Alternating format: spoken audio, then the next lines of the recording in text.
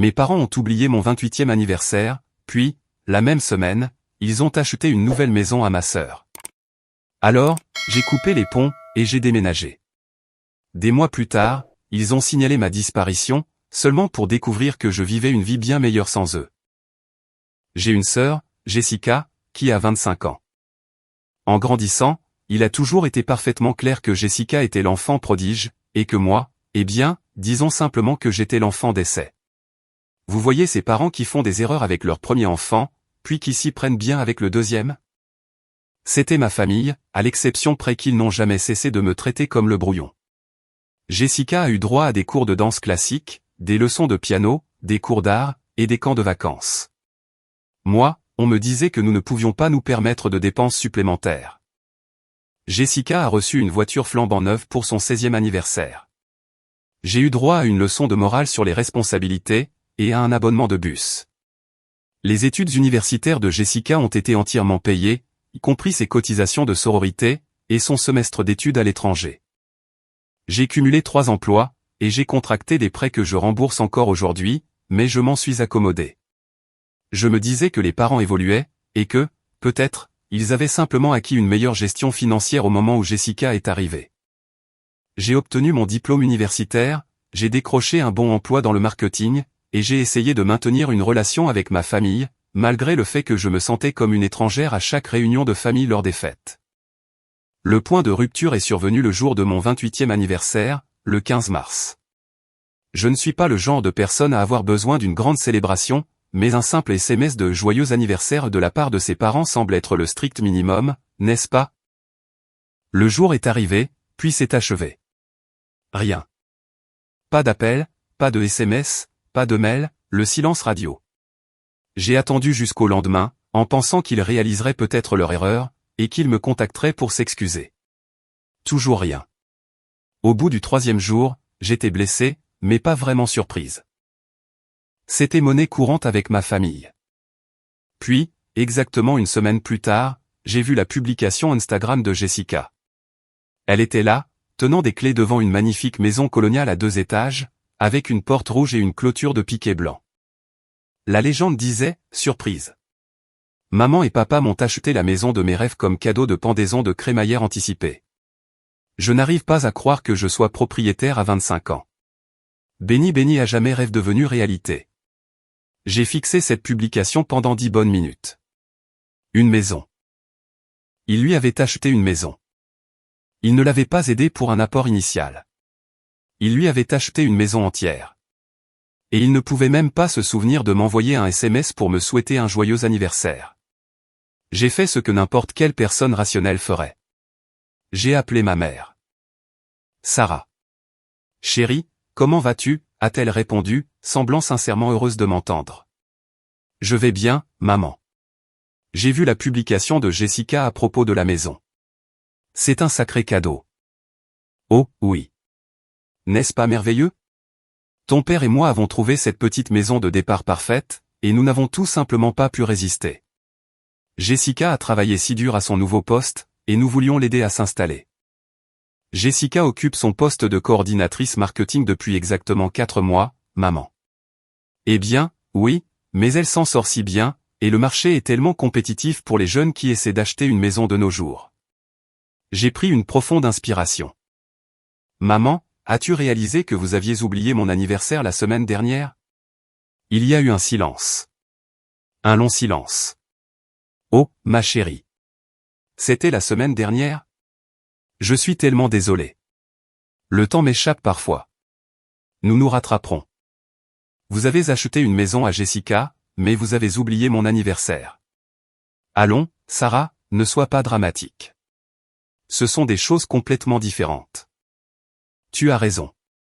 Elles sont différentes. L'une coûte environ 300 000 €, et l'autre ne vous aurait coûté rien d'autre que 30 secondes pour envoyer un SMS. Elle a dit, je suis désolé. Que veux-tu de plus de ma part? Cette question est restée en suspens.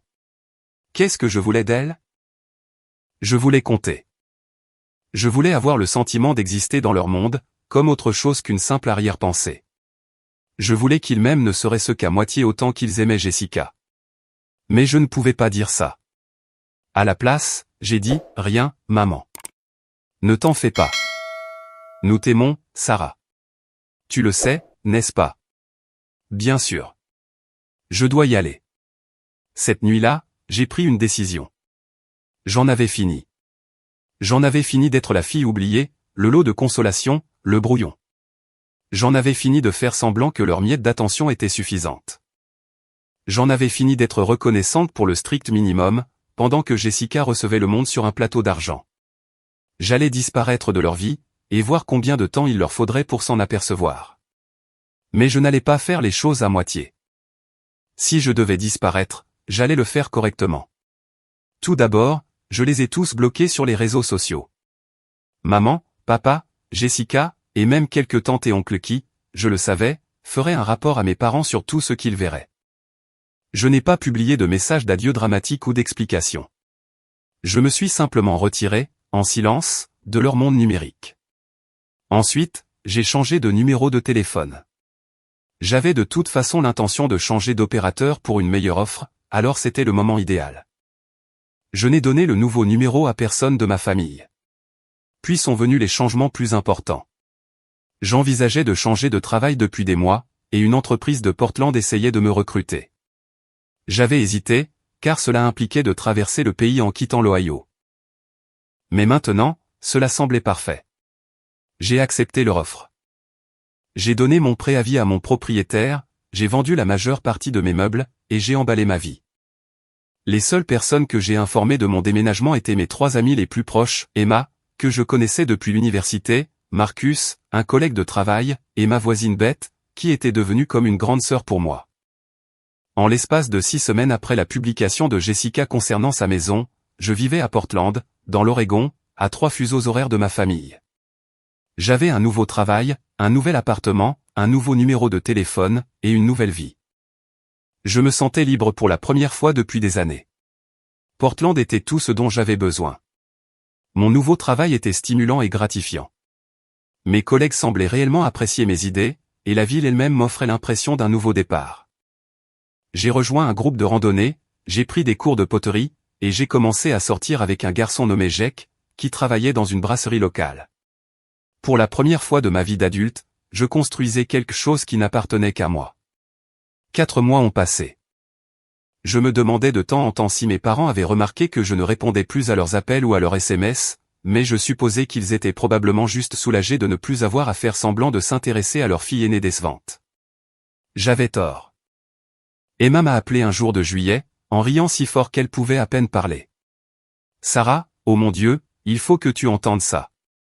Ta mère m'a appelé. » Elle a fait quoi? Ta mère m'a appelé. Elle a réussi je ne sais comment à obtenir mon numéro, et elle m'a appelé au travail.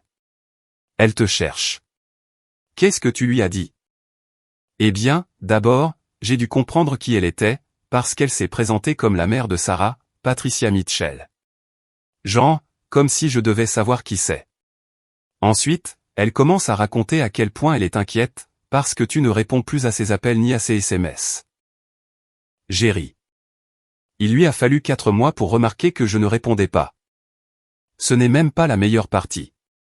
Elle m'a demandé si je savais où tu étais, et j'ai répondu que je ne pouvais pas partager cette information sans ta permission. Alors, elle me demande si je pouvais juste confirmer que tu es en sécurité et en bonne santé, et j'ai dit oui. Mais ensuite, Sarah. Ensuite elle me demande si je pense que tu es en colère contre eux pour une raison quelconque. Elle a demandé si tu étais en colère pour quelque chose. Comme si elle ne pouvait pas imaginer une seule seconde ce qui aurait pu te contrarier. J'avais tellement envie de lui parler de ton anniversaire et de la maison de Jessica. Mais je me suis dit que tu ne voudrais pas que je m'en mêle. Bonne initiative. Qu'est-ce que tu lui as dit? J'ai dit que ce n'était pas vraiment à moi de me prononcer, et que si elle voulait savoir ce que tu ressentais, elle devrait probablement te le demander directement. Ensuite, elle s'est vexée, et elle a dit qu'elle le ferait si elle arrivait à te joindre. L'appel d'Emma n'était que le début. Marcus m'a appelé 2 jours plus tard. Mon père avait, d'une manière ou d'une autre, retrouvé son profil LinkedIn, et lui avait envoyé un message pour lui poser des questions sur moi. Marcus, en bon ami qu'il est, a répondu par un message professionnel mais peu coopératif, disant qu'il n'était pas à l'aise à l'idée de partager des informations personnelles sur ses collègues. Ensuite, Beth a appelé. Ma mère s'était carrément pointée à mon ancien immeuble, et avait frappé aux portes jusqu'à ce qu'elle trouve quelqu'un qui me connaissait. Beth se trouvait justement dans le hall pour récupérer son courrier, quand ma mère l'a coincée. Elle était tellement dramatique, Sarah. Elle n'arrêtait pas de dire qu'elle était folle d'inquiétude, et elle me demandait si je pensais qu'il t'était arrivé quelque chose de terrible. Je lui ai dit que tu avais déménagé, et elle a demandé où. J'ai dit que je ne pouvais pas le lui dire. Alors elle m'a littéralement attrapé le bras et a dit, « S'il vous plaît, j'ai juste besoin de savoir que ma fille va bien. » Elle t'a attrapé le bras. Très doucement, mais oui. J'ai eu de la peine pour elle pendant, genre, une demi-seconde. Et puis, je me suis souvenu de toutes les histoires que tu m'as racontées, sur la façon dont il te traite par rapport à Jessica. J'ai juste dit que j'étais désolé. Mais que je ne pouvais pas l'aider. Et je suis monté chez moi. Mais Sarah, elle est restée dans le hall pendant encore 20 minutes, à demander à d'autres personnes si elles te connaissaient. Les rapports continuaient d'affluer, et chacun d'eux était plus absurde que le précédent. Mes anciens collègues m'ont appelé pour me dire que mes parents s'étaient présentés à mon ancien bureau. Apparemment, mon père avait mis un costume et une cravate, et s'était présenté à la réceptionniste comme Monsieur Mitchell, le père de Sarah, comme si cela allait automatiquement lui donner accès à des informations confidentielles sur les employés. Lorsqu'ils lui ont dit que je ne travaillais plus là, et qu'il ne pouvait pas fournir d'adresse de réexpédition, il a demandé à parler à mon ancienne supérieure. Pauvre Janet. Mon ancienne patronne m'a appelé elle-même pour me raconter cette rencontre. Sarah, ton père est resté assis dans mon bureau pendant 30 minutes, à me poser des questions sur ton état d'esprit avant ton départ. Il voulait savoir si tu semblais déprimé, ou si quelqu'un t'avait importuné. Je n'arrêtais pas de lui répéter que tu étais parti pour une excellente opportunité. Et que tu avais l'air enthousiaste à ce sujet, mais il continuait d'insister sur le fait que ta disparition ne te ressemblait absolument pas. Qu'est-ce que tu lui as répondu? La vérité. Que tu étais l'une de mes employées les plus fiables, que tu avais donné ton préavis dans les règles, et que tu avais géré ta transition de manière professionnelle. Mais Sarah. Il semblait sincèrement convaincu qu'il t'était arrivé quelque chose de terrible. Il n'arrêtait pas de dire des choses comme « ce n'est pas le genre de Sarah, et elle ne disparaîtrait jamais comme ça sans nous dire où elle va ». L'ironie de la situation ne m'avait pas échappé. Mon père, qui n'avait pas eu de vraie conversation avec moi depuis des années, prétendait maintenant être un expert de mon caractère et de mes habitudes. Ils étaient également allés voir l'association des anciens de mon université, pour demander des coordonnées mises à jour. Mon amie Rachel, qui y travaillait à temps partiel, m'a appelé pour me raconter la visite de ma mère. Ta mère s'est pointée avec tout un dossier de documents, m'a dit Rachel. Elle avait ton diplôme, d'anciens bulletins scolaires, et même quelques photos de l'université. Elle n'arrêtait pas de me les montrer, comme si elle essayait de prouver qu'elle était vraiment ta mère. C'était en fait un peu triste. A-t-elle dit pourquoi elle avait besoin de me trouver? Elle a dit qu'il y avait eu une urgence familiale, et qu'elle avait désespérément besoin de te joindre. Quand je lui ai dit que je ne pouvais pas divulguer les informations des anciens élèves, elle s'est mise à pleurer, de vraies larmes. Sarah. Elle a dit qu'elle avait peur qu'il soit arrivé quelque chose de terrible à sa fille. L'excuse de l'urgence familiale était nouvelle. Je me demandais quelle crise ils avaient inventée pour justifier leurs recherches, ou si ma mère avait tout simplement décidé que mon absence, en soi, constituait une urgence. Mon père avait même appelé la compagnie de téléphone pour essayer d'obtenir mon nouveau numéro, mais les lois sur la vie privée l'en avaient empêché. Le représentant du service client à qui il avait parlé, avait carrément appelé mon ancien numéro pour signaler l'incident, tombant ainsi sur le nouveau propriétaire, qui était, à juste titre, confus et agacé. Mais les efforts de mes parents ne se limitaient pas aux voies officielles. Ils avaient également sollicité l'aide de Jessica, en recourant à des méthodes qui devenaient de plus en plus intrusives. Marcus m'a dit que Jessica avait commencé à se présenter dans des endroits que j'avais l'habitude de fréquenter dans l'Ohio. Elle était allée à mon ancienne salle de sport, à mon café préféré, et à la librairie où je passais mes samedis après-midi. Elle avait montré ma photo aux employés et aux clients réguliers, leur demandant si quelqu'un avait de mes nouvelles, ou savait où j'étais parti. Elle est venue à l'agence de marketing où tu travaillais, a raconté Marcus lors d'un de nos appels. Elle a dit à la réceptionniste qu'elle était ta sœur, et qu'il y avait une urgence familiale. Elle voulait savoir si tu avais mentionné quoi que ce soit sur tes projets, ou sur l'endroit où tu pourrais vivre maintenant. Qu'est-ce qu'ils lui ont répondu? Rien, heureusement. Mais Sarah, elle avait l'air vraiment angoissée, genre, elle tremblait en parlant à la réceptionniste. Soit c'est une très bonne actrice, soit elle est sincèrement contrariée de ne pas pouvoir te trouver. Je me suis surprise à m'interroger sur les motivations de Jessica. S'inquiétait-elle pour moi, ou faisait-elle simplement ce que nos parents lui demandaient?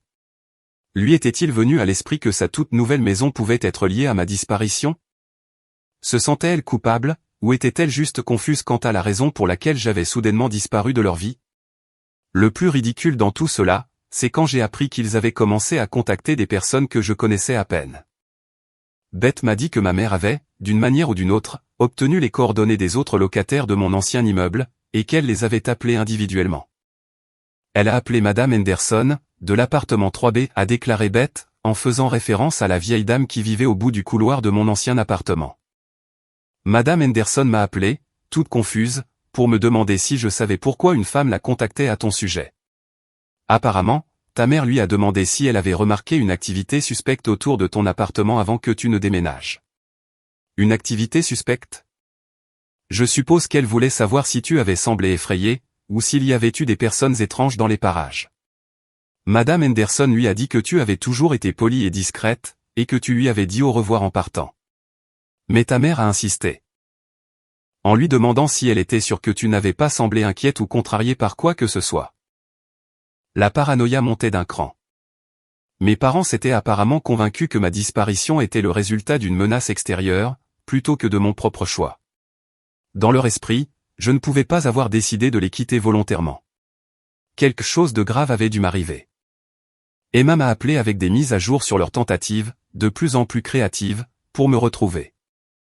Ta mère a trouvé mon profil LinkedIn, et m'a envoyé un message pour me poser des questions sur ton historique de recherche d'emploi. Elle voulait savoir avec quelles entreprises tu avais passé des entretiens, et si tu avais mentionné l'envie de déménager dans des villes spécifiques. Qu'est-ce que tu lui as répondu? Je n'ai pas répondu au message sur LinkedIn, mais elle a trouvé mon adresse email professionnelle, et m'a envoyé un message beaucoup plus long. Sarah, c'était intense. Elle a écrit, genre, 3 paragraphes sur à quel point elle est inquiète. Et sur le fait que cela déchire la famille. Elle a dit que ton père ne dormait plus, et que Jessica pleurait tous les jours parce que tu lui manquais tellement. Cette dernière partie m'a fait tiquer. Jessica pleure tous les jours. La sœur qui avait publié, avec allégresse, des photos de sa nouvelle maison sans même se soucier de l'effet que cela pourrait avoir sur moi, pleurait maintenant quotidiennement mon absence. Elle m'a aussi demandé de te supplier de juste envoyer un SMS, a poursuivi Emma. Juste un SMS, pour leur faire savoir que tu es en vie et que tu vas bien. Elle a dit qu'il ne demanderait rien d'autre, si tu pouvais simplement confirmer que tu es en sécurité. Mais je savais que c'était faux. Un SMS se transformerait en un appel téléphonique. Un appel téléphonique se transformerait en demande d'explication. Une explication se transformerait en chantage affectif, en manipulation, et en promesse de faire mieux, qui durerait exactement jusqu'à ce qu'ils se sentent assez à l'aise pour reprendre leurs vieilles habitudes. La chose la plus intrusive qu'ils aient faite, cependant, a été d'engager ce détective privé. Mais même avant cela, ils avaient apparemment essayé de mener leur propre enquête. Marcus m'a dit que mon père avait carrément conduit jusqu'à Portland, un trajet de 20 heures depuis l'Ohio, et qu'il avait passé un week-end à arpenter le centre-ville avec des photos imprimées de moi, les montrant aux gens dans la rue. Comment sais-tu ça, ai-je demandé. Parce qu'il a publié un message à ce sujet sur Facebook. Il a fait un long post expliquant qu'il cherchait sa fille disparue, et demandant si quelqu'un à Portland t'avait vu. Il a inclus un tas de photos, et a même offert une récompense pour toute information sur l'endroit où tu te trouvais. J'ai immédiatement appelé Emma pour qu'elle aille vérifier la page Facebook de mon père, puisque je les avais tous bloqués et que je ne pouvais pas la voir moi-même. Oh mon Dieu, Sarah, a-t-elle dit après avoir regardé. C'est beaucoup. Il a posté, genre, 15 fois au cours du mois dernier sur ses recherches, et les photos qu'il utilise, ce sont toutes de vieilles photos de l'université, ou de juste après la remise des diplômes. Tu as l'air complètement différente maintenant. Quel genre de poste? Laisse-moi t'en lire un. Je cherche toujours ma fille, Sarah. Vue pour la dernière fois dans l'Ohio en mars. Elle souffre peut-être de dépression ou d'amnésie. Si quelqu'un a des informations, veuillez me contacter immédiatement. Nous voulons juste savoir qu'elle est en sécurité. Sarah. Il a tourné ça de façon à faire croire que tu as un problème médical. Une amnésie. Ce n'est même pas le pire. Il y a un autre post où il dit que tu as disparu sans explication, et que ton comportement avant ton départ était erratique et inquiétant. En gros, il a raconté à tout le monde que tu avais eu une sorte de dépression nerveuse. J'ai eu la nausée. Mon père menait, au fond, une campagne publique qui me dépeignait comme mentalement instable. Quiconque voyait ces publications penserait que j'étais une personne disparue souffrant de graves problèmes psychologiques, et non une adulte saine d'esprit, qui avait choisi de déménager et de prendre un nouveau départ. Emma, est-ce que tu peux faire des captures d'écran de ces posts pour moi? Je veux voir exactement ce qu'il dit. Elle m'a envoyé les captures d'écran, et c'était encore pire que ce que j'avais imaginé. Mon père avait créé de toutes pièces un récit dans lequel j'étais une personne vulnérable, qui s'était volatilisée dans des circonstances mystérieuses, peut-être en raison d'une maladie mentale ou de menaces extérieures. Il avait transformé mon choix conscient en un mystère tragique, qui nécessitait l'intervention de la communauté pour être résolu. La publication comportait des dizaines de commentaires, venant de personnes qui offraient des prières, partageaient des histoires similaires, et donnaient des conseils sur les stratégies de recherche. Quelques personnes avaient même prétendu m'avoir vu dans différentes villes à travers le pays, ce qui avait engendré une série de fausses pistes que mon père avait, apparemment, suivies. Un commentateur avait écrit « Avez-vous cherché dans les hôpitaux et les refuges ?» Parfois, les personnes en crise de santé mentale se retrouvent dans des endroits où elles ne peuvent pas s'identifier. Un autre avait suggéré « Vous devriez contacter cette émission sur les personnes disparues. Il pourrait vous aider à faire passer le mot. » Mon père avait répondu à chaque commentaire avec gratitude, et en donnant des nouvelles de ses efforts de recherche. Il avait créé une véritable communauté en ligne, composée d'inconnus qui s'investissaient désormais pour retrouver sa fille disparue. Mais la partie la plus troublante était un post datant d'il y a 2 semaines. Nous avons engagé un détective privé pour nous aider à retrouver Sarah. Si vous avez des informations, n'hésitez pas à nous contacter. Nous offrons une récompense de 25 000 € pour toute information crédible permettant de la localiser. Nous t'aimons, Sarah, et nous voulons juste que tu rentres à la maison. Une récompense de 25 000 €. Il me traitait comme la victime d'un enlèvement. J'ai alors compris que cela allait bien au-delà d'une simple inquiétude, ou même de la culpabilité d'avoir oublié mon anniversaire. Mes parents s'étaient inventé toute une fantaisie, dans laquelle j'étais une victime qu'il fallait sauver, plutôt que de faire face à la possibilité que je sois parti à cause de la façon dont ils m'avaient traité. Il était plus facile pour eux de croire qu'il m'était arrivé quelque chose de terrible, que d'examiner leur propre comportement et d'admettre qu'ils avaient échoué en tant que parents. Le détective privé qu'ils avaient engagé était apparemment très minutieux. Beth m'a dit qu'il avait interrogé non seulement elle, mais aussi plusieurs autres personnes de mon ancien quartier. Il avait posé des questions sur mes habitudes quotidiennes, mon cercle social, mon état mental, et si j'avais déjà mentionné le fait de me sentir menacé ou en danger. Il était très professionnel, a précisé Beth, mais aussi très persévérant. Il m'a posé les mêmes questions de 3 manières différentes, comme s'il essayait de me surprendre en train de mentir, ou de me faire révéler quelque chose que je n'avais pas l'intention de partager. Quel genre de questions? Il voulait savoir si tu avais déjà parlé de vouloir disparaître, ou de recommencer à zéro ailleurs. Quand j'ai dit que tu avais mentionné avoir envie de changer d'air, il m'a demandé si cela semblait être un choix de carrière normal. Ou si cela paraissait désespéré ou impulsif. Il a également demandé si je t'avais déjà vu te disputer avec quelqu'un, ou si tu avais semblé paranoïaque ou effrayé dans les semaines précédant ton déménagement. Le détective avait également, semble-t-il, fait des recherches sur mon empreinte numérique, avant que je ne supprime complètement ma présence en ligne. Il avait réussi, on ne sait comment, à obtenir des captures d'écran par le biais d'amis communs, et de personnes avec qui j'avais interagi sur les réseaux sociaux, avant de bloquer ma famille et de désactiver mes comptes.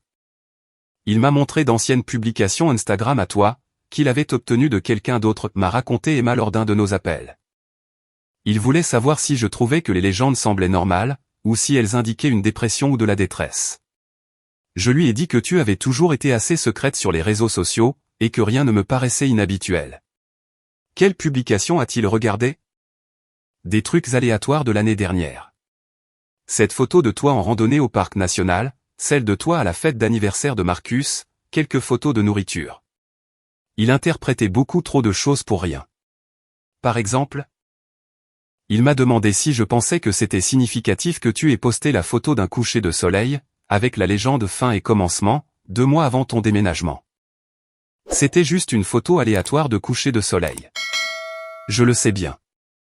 Et je le lui ai dit, mais il l'a noté dans son petit carnet, comme si c'était une sorte de preuve cruciale. Le détective avait également contacté le cabinet de mon ancien thérapeute, bien que les lois sur la confidentialité les aient empêchés de partager la moindre information. Le cabinet de mon ancien dentiste avait reçu un appel, demandant des détails sur mon dernier rendez-vous, et si j'avais semblé bouleversé ou mentionné des inquiétudes pour ma sécurité. Je commençais à avoir l'impression que toute ma vie dans l'Ohio était disséquée, et analysée par des inconnus qui cherchaient la preuve d'une crise qui n'existait pas. Mes parents avaient transformé ma décision personnelle en enquête criminelle, et ils entraînaient tous ceux que j'avais connus dans leur délire. Mais la partie la plus ridicule de leur recherche était peut-être ce que Jessica faisait sur les réseaux sociaux. Emma a découvert que Jessica avait créé de multiples faux comptes sur Instagram, Facebook, et même TikTok, tous conçus pour essayer de me retrouver, ou de trouver des personnes qui pourraient me connaître. Elle ajoute en ami des gens de ton université, de ton ancien travail, et même des personnes au hasard qui portent le même nom que toi, m'a expliqué Emma. L'un des faux comptes se fait passer pour une blogueuse de voyage, qui visite différentes villes et demande des recommandations aux locaux. Je crois qu'elle espère que tu répondras, si tu penses que c'est juste une personne lambda qui pose des questions sur Portland. Comment as-tu deviné que c'était elle? Le compte utilisait une banque d'images, mais quand j'ai fait une recherche inversée sur la photo, j'ai trouvé la même image sur un article de blog immobilier que Jessica avait écrit pour le travail. De plus, le style d'écriture était exactement le sien. Plein de points d'exclamation, et d'émojis. Jessica avait également rejoint, à ce qu'il paraît, des groupes Facebook destinés aux habitants de plusieurs villes où elle pensait que j'aurais pu déménager. Elle avait posté dans des groupes pour Seattle, Denver, Austin, et Portland. Toujours avec une variante du même message. Bonjour tout le monde, j'essaie de reprendre contact avec une ancienne amie de l'université nommée Sarah Mitchell. Elle a environ 28 ans, travaille dans le marketing, et a peut-être déménagé dans votre ville récemment. Si quelqu'un la connaît ou a des pistes, je vous serais très reconnaissante pour votre aide. Les publications recevaient toujours des réponses de membres serviables du groupe, offrant des conseils ou partageant des histoires similaires. Mais bien sûr, personne n'avait d'informations utiles, car Jessica cherchait au mauvais endroit, et utilisait des détails obsolètes sur ma vie. Cependant, les faux comptes sur les réseaux sociaux servaient à un autre objectif.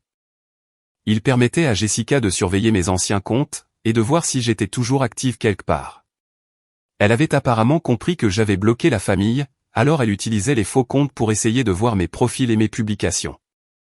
C'était un niveau de harcèlement numérique qui était à la fois impressionnant et profondément troublant. Ma sœur, qui semblait à peine remarquer mon existence quand nous vivions dans le même état, passait maintenant des heures, chaque jour, à essayer de me traquer en ligne. Toute cette situation avait pris une ampleur démesurée. Mes parents s'étaient convaincus eux-mêmes, ainsi que leur famille élargie, leurs amis, et même des inconnus sur Internet, que j'étais une personne disparue ayant besoin d'être secourue. Ils avaient créé ce récit élaboré, dans lequel j'étais la victime d'une crise inconnue, et où ils incarnaient les parents inquiets, faisant tout leur possible pour ramener leur fille saine et sauve à la maison. Ce qu'ils ne pouvaient ou ne voulaient pas admettre, c'était que je n'étais pas disparu. J'étais exactement là où j'avais choisi d'être, vivant exactement la vie que je voulais vivre. Je n'étais pas en danger. Je ne faisais pas de dépression nerveuse. Et je n'avais pas besoin d'être sauvé. J'en avais juste fini avec eux. En novembre, j'ai reçu un appel d'Emma qui m'a fait douter de la santé mentale de toute ma famille. Sarah, il faut que tu t'assoies pour celle-là. Je suis déjà assise. Quoi encore? Tes parents ont engagé un détective privé. Ils ont fait quoi? Un détective privé m'a contacté hier.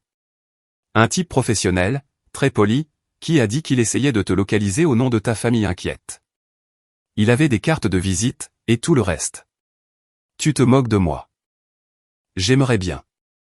Je lui ai dit la même chose que ce que j'ai dit à tes parents.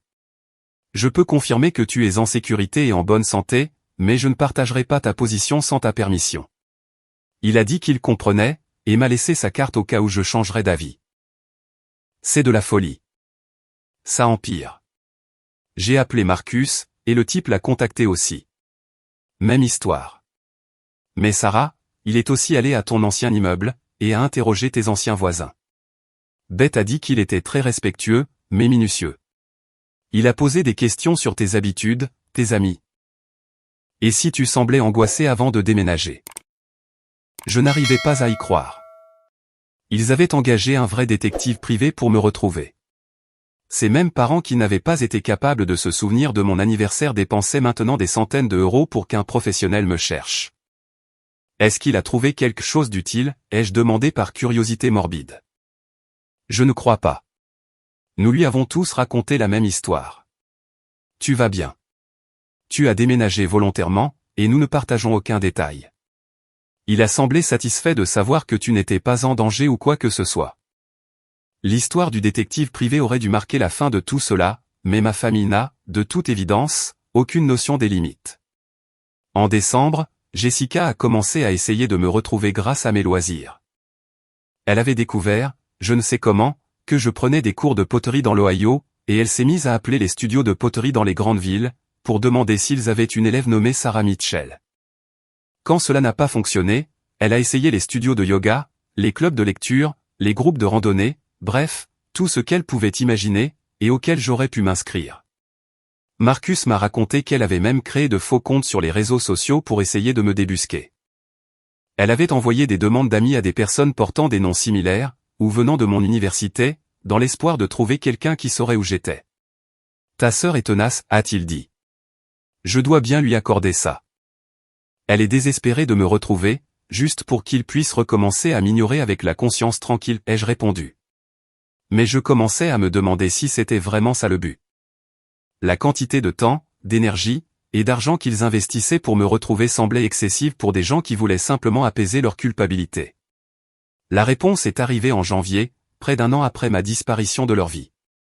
Je prenais un café avec une nouvelle amie du travail, quand mon téléphone a sonné. Numéro inconnu, indicatif de l'Oregon.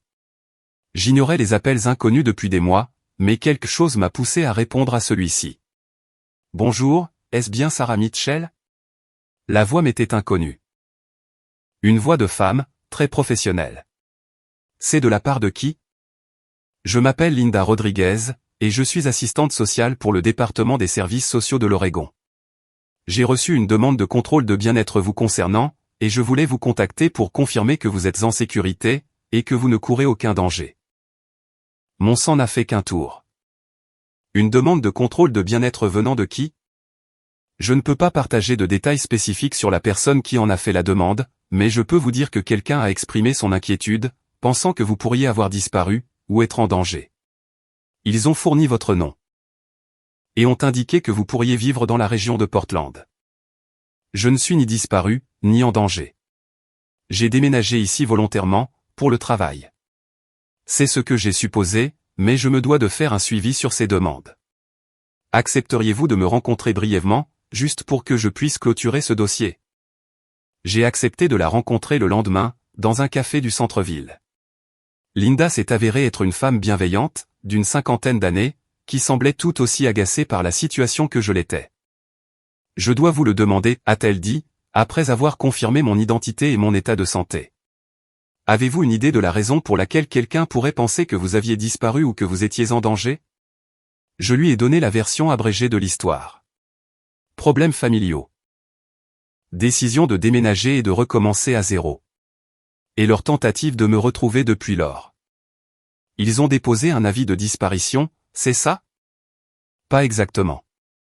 Dans l'Oregon, les adultes ont le droit de disparaître s'ils le souhaitent. Mais quand quelqu'un dépose un signalement, affirmant avoir des raisons de croire qu'une personne pourrait être en danger, nous devons faire un suivi. La personne qui a déposé ce signalement a affirmé avoir des raisons de croire que vous pourriez être victime d'un acte criminel, ou que vous souffriez d'une crise de santé mentale. Un acte criminel. Ils ont apparemment dit à la police de votre ville natale que votre disparition ne vous ressemblait pas du tout, et que vous aviez agi bizarrement avant de vous volatiliser. La police locale nous a transmis l'information, par courtoisie. J'étais sans voix. Ils avaient convaincu la police que j'avais peut-être été assassiné, ou kidnappé. Je vois, à votre réaction, que ce n'était pas le cas, a poursuivi Linda. Voulez-vous contacter votre famille pour leur faire savoir que vous allez bien? Je peux faciliter cette conversation si cela peut aider. Non, ai-je répondu fermement. Je suis une adulte, qui a pris la décision d'adulte de déménager et de recommencer à zéro. Je ne leur dois aucune conversation. C'est absolument votre droit. Je vais clôturer ce dossier, et noter que vous êtes en sécurité, et que vous vivez de manière indépendante par choix.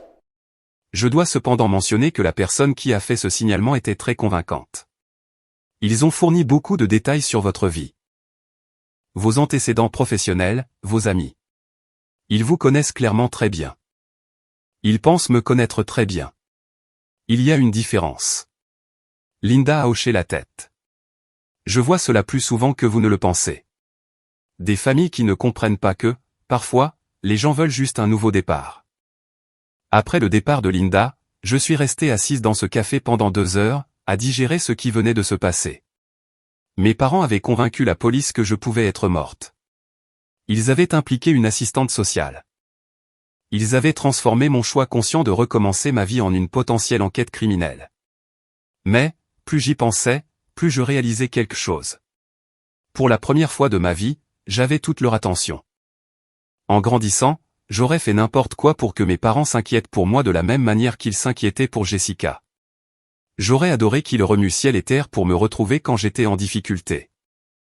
J'aurais été ravi de savoir qu'ils tenaient assez à moi pour engager des professionnels, et impliquer les autorités. L'ironie était dévastatrice. Maintenant que j'avais enfin l'amour et l'attention que j'avais toujours voulu de leur part, je n'en avais plus besoin.